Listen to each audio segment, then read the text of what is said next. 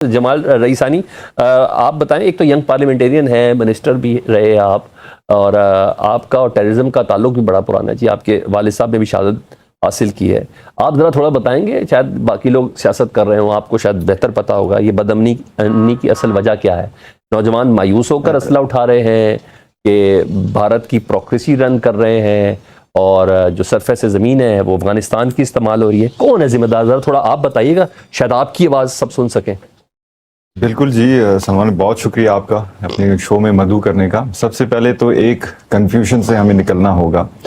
وہ کنفیوژن یہ ہے کہ جو اسلحہ اٹھائے ہوئے اپنی جو نظریہ منواتے ہیں ان کو ہم حقوق کی جدوجہد، حقوق کے جنگجو نہیں کہتے، بلکہ ان کو دہشت گرد تصور کرتے ہیں. تو لہٰذا ہمیں کھل کے بات کرنی ہوگی کہ بی ایل اے جیسے تنظیم، جو کہ نہ ہی ان کا بلوچ روایات سے ان کا تعلق ہے، نہ ہی ان کا بلوچستان کے حقوق کے ساتھ تعلق ہے، اور نہ ہی لوگوں کے ساتھ تعلق ہے. نمبر 1 یہ چیز ہمیں اس کو انشور کرنی ہوگی کہ قوم بھی سمجھے، حکمران بھی سمجھے، اور خاص طور پر جو پارلیمان ہے وہ سمجھے. کیونکہ ہر بندہ آتا ہے پارلیمنٹ میں، وہ بلوچستان کے اوپر اپنا ایک تجزیہ دیتا ہے جو کہ غلط ہوتا ہے. بلوچستان کے لوگوں سے ان کا پوچھیں کہ بلوچستان کے اوپر یہ جو چنگاری سے ایک آگ پھیلی ہے یہ کیوں پھیلی ہے. ٹھیک ہے جی، نمبر 1. ہاں، اس میں کوئی شک نہیں ہے کہ بلوچستان انڈر ڈیولپڈ ہے، اس میں کوئی شک نہیں ہے کہ ہیلتھ فیسلٹیز ٹھیک نہیں ہیں، اس میں کوئی شک نہیں ہے کہ کرائسس سے ہم گزر رہے ہیں، یوتھ انگیجمنٹ نہیں ہے. لیکن اس کا یہ مطلب بھی نہیں کہ خدا نہ خواستہ ہم کسی اور کو بندوق اٹھا کے مار لیں. اس کا ایک جو لوگ کہتے ہیں کہ دہشت گردوں سے مذاکرات کریں نا، تو میں ان لوگوں سے پوچھنا چاہتا ہوں کہ آپ کس سے مذاکرات کرنا چاہتے ہیں؟ کیا آپ اس سے مذاکرات کرنا چاہتے ہیں جو آپ کو بندوق اٹھا کے مار رہا ہے؟ آپ کس حوالے سے مذاکرات کرنا چاہتے ہیں؟ آیا وہ تیار ہے مذاکرات کرنے کے لیے؟ اگر وہ کہتے ہیں کہ بلوچ لبریشن آرمی اگر کہتی ہے کہ ہم بلوچستان کے حق کا جنگ لڑ رہے ہیں، تو اس پارلیمان نے آپ کو 18th امینڈمنٹ کے تحت صوبائی خود مختاری جو دی ہے وہ آپ کے سوچ سے اوپر کی دی ہے. ٹھیک ہے جی، پھر بھی آپ خوش نہیں ہیں. پھر آپ کہتے ہیں ایجوکیشن. ٹھیک ہے جی، ایجوکیشن پہ اگر ٹھیک ہے آپ پروفیسرز کو آپ شہید کر رہے ہیں، ایجوکیشن انسٹیٹیوشنز کو آپ اڑا رہے ہیں، یوتھ کو آپ جو ورغلا رہے ہیں، تو یہ ہمیں سمجھنی ہوگی کہ یہ خدا نہ خواستہ یہ پنجابی اور بلوچ کا جنگ نہیں ہے، یہ ایک فورن کانسپریسی ہے جو کہ فورن فنڈڈ لشکر ہے. وہ اس بنیاد پہ بات جمال، آپ نے ابھی ساتھ کچھ فیکٹرز گنوائے، میں ایک فیکٹر اور اس میں شامل کر رہا ہوں. آپ نے کہا جی سڑک ٹوٹی ہے، سکول نہیں ہے، یہ سارے فیکٹرز ہیں، محرومیاں ہیں، نوجوان نہیں ہیں. ضرور کریں گے، بیڈ گورننس ہوگی. واٹ اباؤٹ مسنگ پرسن سر؟ یہ بھی تو ایک بہت بڑا ایشو ہے نا. کل وزیر اعلیٰ کہتے ہیں 8-10 ہزار کا مسئلہ حل ہو گیا ہے. اس میں کوئی شک نہیں، اس میں کوئی شک نہیں. مارنگ بلوچ کے ساتھ کون کھڑا ہے؟ ان کو کمپلیمنٹ کرتے اس کے جلسوں میں، اس کی ریلیوں میں لوگ کیوں ہیں؟ چاہیے کہ ہمارے ساتھ بیٹھے، وہ سٹیک ہولڈرز کے ساتھ بیٹھے، گورنمنٹ کے ساتھ بیٹھے. ان کی میں دیکھیں جی، مارنگ بلوچ جو ہے وہ ان کے جتنے بھی ڈیمانڈز ہیں، خواہ وہ مسنگ پرسنز کا ڈیمانڈ ہو، بلوچ حقوق کا ڈیمانڈ ہو، ہر چیز گورنمنٹ اس کو ماننے کے لیے تیار ہے. لیکن ایک ڈیمانڈ نہیں، جو کہ ہے علیحدہ بلوچستان. اس کو ہم قطعاً نہیں مانیں گے. ٹھیک، نمبر 1. دوسری طرف اگر ہم بات کرتے ہیں بی ایل اے کی، بی ایل اے کے ساتھ تو ہمیں نیگوشیٹ ہی نہیں کرنی چاہیے. ٹھیک ہے جی، میرے والد کا آپ حساب لے لیں. ٹھیک ہے، میرے والد سراج رئیسانی صاحب، انہوں نے امن کے لیے جدوجہد کی. وہ قطعاً نہیں چاہتے تھے کہ جنگ ہو، پھر بھی اسے شہید کیا گیا. دوسری جانب میرے بھائی کو شہید کیا جو کہ 13 سال کا ایک چھوٹا لڑکا تھا.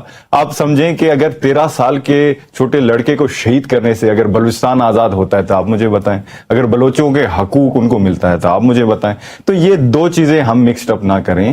بلوچستان کو ایکسپیریمنٹل جو فیلڈ ہے وہ نہ بنائیں. بلوچستان کے لوگ جو انپٹ دیتے ہیں ان پہ عمل ہو.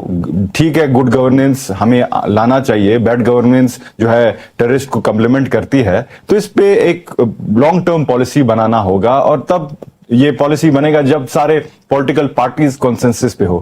آج کا بھی اگر آپ پچھلا کل کا نیشنل اسمبلی کا سیشن دیکھیں، کوئی ایک پیج پہ نہیں ہے.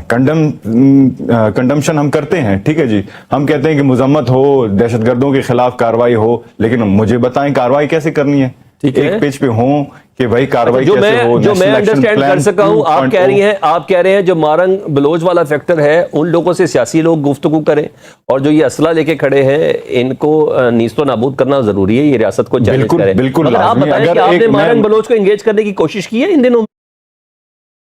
देखिए जी, मैं बताता हूँ आपको। मारंग बलोच जो है वो ह्यूमन राइट्स एक्टिविस्ट है, ठीक है जी।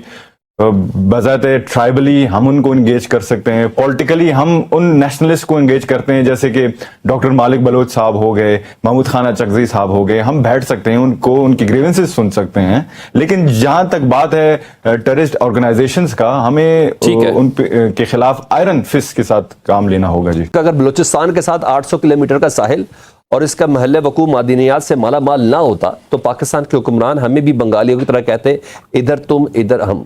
सर अख्तर मेंगल साहब, डॉक्टर अब्दुल मालिक साहब, महमूद खान अचकज़ई साहब, ये तमाम लोग वफाक के साथ चलने वाले हैं, ये सियासत करने वाले, ये इस तरह की बातें कर रहे हैं। सर थोड़ा सा मुझे आप बताइएगा, क्या इन लोगों को गलत कह दूं या इनको अजियत में मुब्तला कह दूं, इनके किए गए वादे पूरे नहीं हुए वो कह दूं, क्या कहूं मैंने? देखिए जी सलमान भाई, ये ट्वीट्स तब आनी चाहिए थी जब वो हुकूमत का हिस्सा थे, जब उनकी हुकूमत थी। ये ट्वीट्स तभी करते, मेरे ख्याल से उसका एक इम्प्रेशन भी पड़ता। आज ये ट्वीट करना, खुद पार्लियामेंट में अपोजिशन में बैठना, मतलब मैं समझता हूँ कि ये इस पे सियासत कर रहे हैं। और हम भी इसी बलूचिस्तान का से ताल्लुक है हमारा भी ताल्लुक इस साहिल और वसाइल से है, और ऐसी बातें मैं समझता हूँ करनी नहीं चाहिए। बलूचिस्तान के हालात आज तक मतलब आज से ऐसे नहीं है, वो एक चलता आ रहा है, पैटर्न चलता आ रहा है। कभी कभार अच्छे हो जाते हैं तो कभी बुरे हो जाते हैं। तो इसका ये मतलब तो नहीं कि भाई हम किसी और को अपना जो गफलत है हम किसी और पे ब्लेम करें। आप हिस्ट्री उठा के देख लें, इसमें जो गवर्नर्स रहे हैं, चीफ मिनिस्टर्स रहे, कौन रहे हैं? क्या अख्तर मेंगल साहब जो हैं वो चीफ मिनिस्टर बलूचिस्तान नहीं रहे? क्या नवाब अकबर बुगटी साहब नहीं रहे? क्या नवाब असलम रहसानी नहीं रहे? इसी तरह क्या पश्तूनख्वा का हुकूमत बलूचिस्तान में नहीं रहा? तो वो भी अपनी कारकर्दगी दिखाएं कि उन्होंने क्या की है। और अगर इस हुकूमत के आने से उनको इतना तकलीफ पहुंचता है तो मेरे समझ से बालातर है। अच्छा जमाल, मुझे एक और आंसर चाहिए आपसे, और मुझे बड़ा नौजवानों वाला बड़ा दलेराना जवाब मुझे चाहिए, अगर दे दे तो बेनसीब होगा। क्रिटिसिज्म होता है कि बलूचिस्तान में ना एस्टेब्लिशमेंट पिक एंड चूज करती है। इसकी वाज़ेह और ताज़ा तरीन मिसालें, खैर माजी में तो हमारे पास बहुत ज़्यादा मिसालें। सरफराज अकबर बुगटी निगरान वज़ीर दाखिला, फिर पीपल्स पार्टी में शामिल हुए, वो वज़ीर आला बन गए। उधर के मकामी लोग कहते हैं कि जनाब ये इलेक्टेड वज़ीर आला है भी नहीं है। आप भी उस वक्त सूबाई वज़ीर थे, फिर पीपल्स पार्टी में शामिल हुए, आप MNA हैं। तो ये क्या ये फैक्टर है, एस्टेब्लिशमेंट वाला फैक्टर है शामिल, ये बताइएगा। देखिए जी, ये हर बंदा कहता है कि अगर कोई नया फेस आ जाता है वो कहते हैं कि भाई एस्टेब्लिशमेंट ने लाया है वगैरह वगैरह सो ऑन। जहां तक सरफराज बुगटी का बात है, वो पहले भी इलेक्शन जीत के आए हैं, होम मिनिस्टर भी रहे हैं पिछले नून लीग के गवर्नमेंट में। जहां तक मेरा ताल्लुक है, मेरी एक खानदानी एक लेगेसी आती रही है। मेरे ताया चीफ मिनिस्टर थे, मेरे वालिद का एक बड़ा किरदार है बलूचिस्तान की सियासत में। तो ये एक बाकी बातें हैं। और जितना अगर आप स्टैटिस्टिक्स निकाल के देख लें कि बलूचिस्तान प्रोविंशियल असेंबली का ओनली 7% आर न्यू कमर्स, ठीक है जी, 7% में आपके रिजर्व भी शामिल है। तो वो ऐसे लोग हैं जो कि मुतवातिर जीतते आए हैं। और मुझे नहीं लगता कि ये कहना मुनासिब होगा कि हर चीज में एस्टेब्लिशमेंट इन है। हाँ बिल्कुल, कुछ अगर पॉलिसीज इनिशिएट हो रहे हैं उसमें एस्टेब्लिशमेंट का इनपुट जरूर हो सकता है, लेकिन मुझे नहीं लगता कि इलेक्शंस में उनका इतना बड़ा किरदार होगा जितना हम शो कर रहे हैं। हम देख रहे हैं पीपल्स पार्टी और नून लीग के दरमियान तहफ़्फ़ुज़ात है, और काफी हद तक सदर ने तो पार्लियामेंट का मुश्तरका इजलास में ये पानी और नहर वाला मसला उठाया। क्या वजह है, नून लीग सीरियस नहीं ले रही पीपल्स पार्टी को? क्या मसला था, थोड़ा हमें भी थोड़ा बताएं आप, पीपल्स पार्टी क्या कर सकती है? बिल्कुल जी, जब एक कोलिशन गवर्नमेंट होता है वो अपने आप पर तो नहीं होता, उसमें पार्टनर्स इन्वॉल्व होते हैं। और जब पार्टनर्स इन्वॉल्व होते हैं एक कंडीशन के तहत होते हैं, ठीक है जी। तो फोर्सेस भी इन्वॉल्व हो सकती है ना जमाल, कंडीशन और फोर्सेस भी इस्तेमाल होती है ना पार्टनर्स के लिए, सारी बातें को जोड़ने के लिए। पार्टनर्स कोलैबोरेशन के तहत तो हर चीज पॉसिबल है। समझ गया।